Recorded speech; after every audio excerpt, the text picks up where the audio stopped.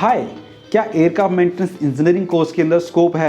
अक्सर स्टूडेंट्स का एक क्वेश्चन रहता है कि भैया एयरक्राफ्ट मेंटेनेंस इंजीनियरिंग कोर्स कर तो लें, लेकिन क्या इसके अंदर स्कोप है? जॉब मिलेगा तो कौन सी डिपार्टमेंट देते हैं, कहाँ कहाँ कौन कौन सी कंपनी है जहाँ पे हमें जॉब मिल सकता है? और इंटरनेट के ऊपर सर्च करने के लिए बैठते हैं तो ज़्यादा कुछ मिलता नहीं है सिवाय नेगेटिव कमेंट्स के। तो आज की इस वीडियो के अंदर मैं इसी के ऊपर बात करने वाला हूँ। हेलो फ्रेंड्स, मेरा नाम है अमित शर्मा एंड मैं trainer and career coach practice कर रहा हूँ। इस चैनल के ऊपर बात करते हैं हम करियर कोर्सेज और कॉलेजेस की, और आज की इस वीडियो के अंदर बात करने वाले हैं एयरक्राफ्ट मेंटेनेंस इंजीनियरिंग के स्कोप के ऊपर।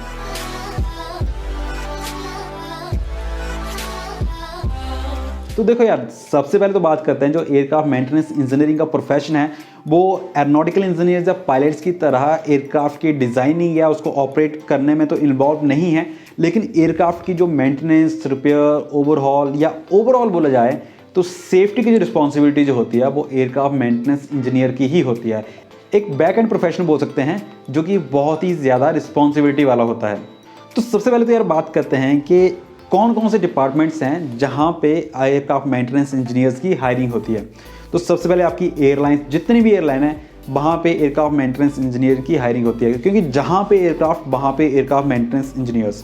Second, MRO, maintenance, repairs and overall जो ऑर्गेनाइजेशंस हैं वहां पे एयरक्राफ्ट मेंटेनेंस इंजीनियर की रिक्वायरमेंट होती है। तीसरा, ऑपरेशनल ऑर्गेनाइजेशंस रहती हैं। एंड फोर्थ आपका सिविल डिफेंस फोर्सेस जो हैं वहाँ पे एयरक्राफ्ट मेंटेनेंस इंजीनियरिंग की हायरिंग होती है। चलो ठीक है, ये तो डिपार्टमेंट्स हो गए। अब टॉप रिक्रूटर्स कौन से हैं? टॉप रिक्रूटर्स में सबसे पहले एयरलाइंस की बात करते हैं। तो एयरलाइंस के अंदर आपका air India, spice jet, Vistara, Indigo, Go Air, जितनी भी मतलब एयरक्राफ्ट की एयरलाइंस हैं इंडिया के अंदर जो वर्किंग है, इंडिया से बाहर कतर, एमिरेट्स, ब्रिटिश, मलेशियन, ठीक है, लुफ्तांजा वगैरह, वो सारी एयरलाइंस के अंदर जो है एयरक्राफ्ट मेंटेनेंस इंजीनियर की रिक्वायरमेंट होती ही होती है। नेक्स्ट अगर बात करें एमआरओज़ की, तो एमआरओज़ के अंदर जैसे आपका एयरवर्क्स, इंडमार, जीएमआर है, हेरिटेज, ठीक है, इस टाइप की बहुत सारी ऑर्गेनाइजेशंस हैं जो कि मेंटेनेंस एमआरओ का काम करती हैं इंडिया के अंदर, तो उनके अंदर हायरिंग रहता है। फिर आपका गवर्नमेंट डिपार्टमेंट्स के अंदर बात करूँ तो गवर्नमेंट डिपार्टमेंट के अंदर UPSC, union public service commission के थ्रू जो हैं कुछ वैकेंसीज आती हैं जिनके अंदर एयरक्राफ्ट मेंटेनेंस इंजीनियर जो हैं वो अप्लाई कर सकते हैं। जैसे आपका एयरवर्थनेस ऑफिसर्स का वैकेंसी रहता है जिसके थ्रू आप जो है एयरवर्थनेस ऑफिसर बनते हैं, तो वो यूपीएससी के एग्ज़ाम के थ्रू वो रहता है, तो उसमें आप अप्लाई कर सकते हो। फिर डीआरडीओ के अंदर वैकेंसीज आती हैं, और इसके अलावा डिफेंस फोर्सेज के अंदर बीएसएफ यानी कि border security force and air forces के अंदर जो है वैकेंसीज आती हैं। तो इस टाइप की जो ऑर्गेनाइजेशन या कंपनीज है जहाँ पे आपकी रिक्वायरमेंट रहती है।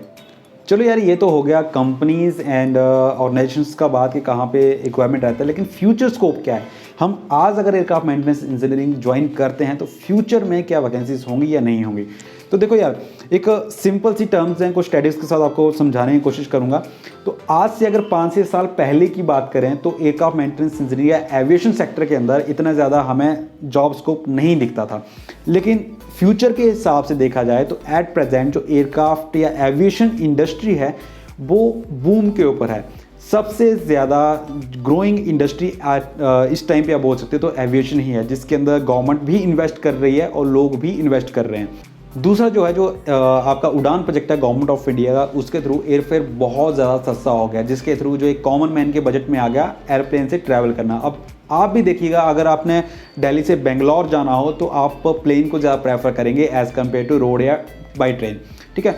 एंड दूसरा, एयरलाइन जो है डे बाई डे इंक्रीज़ हो रही हैं इंडिया के अंदर। अभी पेंडेमिक का छोड़ करके, पेंडेमिक में तो खैर रिसेशन में आई ये इंडस्ट्री, लेकिन जैसे ही एयरलाइंस चालू होंगी जो अब सब कुछ नॉर्मल हो जाएगा, क्योंकि लाइफ टाइम तो रहने वाला नहीं है, आज साल, 1 साल, 2 साल के बाद, ठीक है, जैसे ही सब कुछ नॉर्मल होता है, इंटरनेशनल एयरलाइंस काम करना शुरू करती हैं, उसके बाद वैकेंसीज भी ओपन होंगी और रिक्रूटमेंट्स भी होंगी, क्योंकि रिक्वायरमेंट तो रहेगा ही। And one more thing, government of India जो है इंडिया को मेंटेनेंस हब बनाने की प्लानिंग में है। इसके पूरी सारी चीज़ें उन्होंने तैयार कर रखी हैं, सारे प्रपोजल वगैरह हो रखे हैं।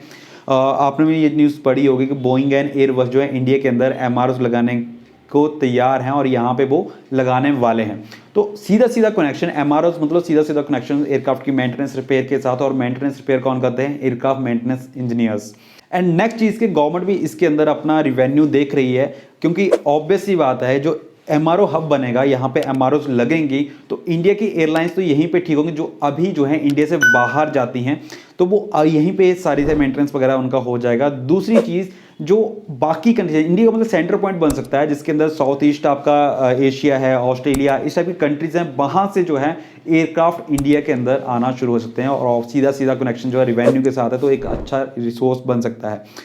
मेंटेनेंस को लेकर के एक रिपोर्ट के अंदर ये कहा गया है कि एयरक्राफ्ट कंपोनेंट्स एंड एयरफ्रेम जो मेंटेनेंस सेगमेंट है वो 800 करोड़ से 2000 करोड़ होने वाला है आने वाले 3 साल के अंदर इंडिया का, जो कि एक बहुत अच्छी गुड न्यूज़ है। एंड इसी के साथ आपने देखा होगा कि aircraft day by day increase हो रहे हैं। इंडिगो का बहुत बड़ा ऑर्डर जो है एयरबस को गया हुआ है, साथ में अकासा एयरलाइन, आपने सुना होगा अकासा एयरलाइन जो कि राकेश झुनझुनवाला जी ने जिसके अंदर इन्वेस्ट किया हुआ है, वो भी नेक्स्ट ईयर 2022 से ऑपरेशन में आ जाएगी, क्योंकि DGCA का NOC उनको ऑलरेडी मिल चुका है। 80 एयरक्राफ्ट का ऑर्डर उनको ऑलरेडी गया हुआ है, वो भी वर्किंग में आ जाएगी। इसी के साथ एयर इंडिया जो टाटा ग्रुप के पास आ गई, ठीक है। तो बहुत सारी पॉजिटिव चीज़ें हैं जो कि एयरक्राफ्ट मेंटेनेंस इंजीनियर्स को लेकर के या एविएशन सेक्टर के अंदर हो रही हैं, ठीक है। आई डोंट नो कि क्यों अंडररेटेड है इतना ज़्यादा aircraft maintenance engineering course, but इतना बुरा भी नहीं है, बस थोड़ा सा इसको समझ करके आपको चलना पड़ेगा। देखिए, मैं हर वीडियो के अंदर ये चीज़ आपको बोलता हूँ कि देखो, स्कोप इस लाइन के अंदर है, स्कोप बना करके बनता है, हो जाएगा इस लाइन के अंदर भी, ठीक है। आप अलग अलग तरीके से इस लाइन के अंदर काम कर सकते हैं, लेकिन अगर आप ये सोच के माइंडसेट को लेकर के आ रहे हो कि 2 साल के बाद आपका जॉब, तो भाई मैं हर वीडियो के अंदर ये चीज़ बोलता हूँ कि ये कोर्स आपका मिनिमम 5 से 6 साल लेगा ही लेगा, ठीक है। दूसरी चीज़ कि अगर आप इस लाइन के अंदर आना चाहते हैं तो आपको एक माइंडसेट तो आपको निकालना पड़ेगा कि 2 साल वाला, तो वो तो कॉलेजेस जैसे बोलते हैं कि 2 साल के बाद आपका 1 लाख रुपया सैलरी। देखो, वो सैलरी जो बताते हैं वो एयरक्राफ्ट मेंटेनेंस इंजीनियर का बताते हैं, और एयरक्राफ्ट मेंटेनेंस इंजीनियर बनने में आपको टाइम लगता है, ठीक है। स्टार्टिंग सैलरी आपके 15,000, 20,000, 25,000 इतना ही रहेगा, वो चीज़ आपको सोच के चलना पड़ेगा। लेकिन मैं हर वीडियो के अंदर ये चीज़ बोलता हूँ कि ये कोर्स जो है आपका टाइम, आपकी हार्डवर्क, आपका पेशेंस एंड साथ में आपका पैसा इस लाइन के अंदर आपका लगता ही लगता है, तो वो चीज़ें आपको माइंड में लेकर के चलनी पड़ेंगी। लेकिन ये चीज़ बोलेंगे स्कोप नहीं है, तो ऐसा बिल्कुल भी नहीं है, स्कोप है, ठीक है। तो अगर आप इस लाइन के अंदर आना चाहते हैं, रियली पैशनेट है एविएशन सेक्टर के अंदर काम करने के लिए, एक मेंटेनेंस और टेक्निकल काम करने के लिए, तो ये लाइन बहुत परफेक्ट है। साथ में DGCA खुद ये चीज़ बोलता है कि लगभग 7,50,000 से ज़्यादा जो है एयरक्राफ्ट मेंटेनेंस इंजीनियर्स हैं वर्ल्ड वाइड रिक्वायर्ड, तो एक बहुत बड़ा नंबर है 7,50,000, ठीक है। DGCA खुद इस चीज़ को बोलता है। तो इस टाइप की वैकेंसीज, इस टाइप की जॉब्स और करियर फ्यूचर को देखा जाए तो ये कोर्स इतना बुरा भी नहीं है, लेकिन थोड़ा सा आपको मेहनत करना पड़ता है, क्योंकि इस लाइन के अंदर सीधा सीधा स्किल्ड चीज़ें चाहिए होती हैं, आपको एक्सपीरियंस चाहिए होता है और आपको नॉलेज बहुत ही स्ट्रांग वाली। दूसरा, आपको अपडेटेड रहना पड़ेगा इस लाइन के अंदर, अगर आपको जो है इस लाइन के अंदर टिकना है। तो आई होप कि जो आपके स्कोप को लेकर के डाउट थे एयरक्राफ्ट मेंटेनेंस इंजीनियरिंग के, वो क्लियर हो गए होंगे। अगर अभी भी आप मेरे से बात करना चाहते हैं या कोई डाउट है उसको क्लियर करना चाहते हैं, तो स्क्रीन के ऊपर आपको नंबर दिख जाएगा, इसके थ्रू आप कांटेक्ट कर सकते हैं, या फिर सोशल मीडिया हैंडल्स के थ्रू आप कांटेक्ट कर सकते हैं। एंड वीडियो कैसा लगा कमेंट बॉक्स के अंदर ज़रूर लिखिएगा, साथ में आपके कोई क्वेश्चन हो वो भी आप ज़रूर मेंशन कीजिएगा।